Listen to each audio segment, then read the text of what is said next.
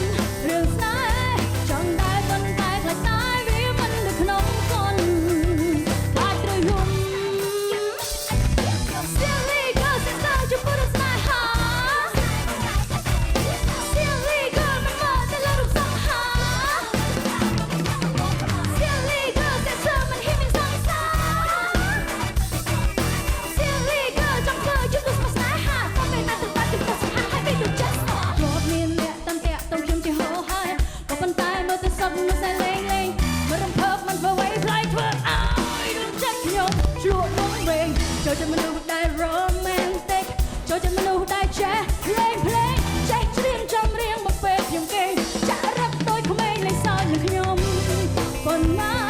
កាន់រឿងស្នេហាតែមិនភ័ក្រមិនតន់រកបែបម្នាក់មើលកូនរឿងស្នេហ៍ចង់តែប៉ុន្តែផ្សាយវាមិននៅក្នុងកូនខ្លាចត្រូវយំ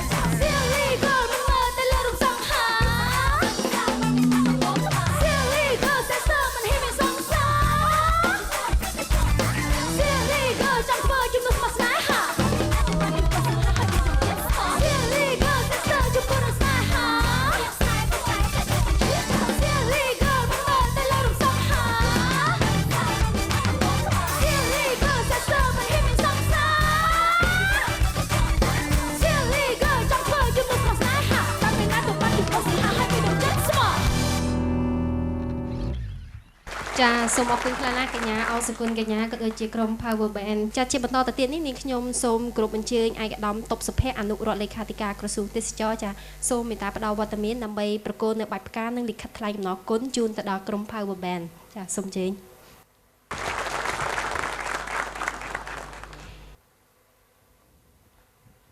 ចាសូមថ្លែងអំណរគុណជ្រាលជ្រៅទៅដល់ចំពោះឯកឧត្តមចាក៏ដូចជាក្រុមតន្ត្រី Power Band ចាដែលបានចូលរួមជាកិត្តិយសនៅក្នុងកម្មវិធីរបស់យើងនាឱកាសនេះចា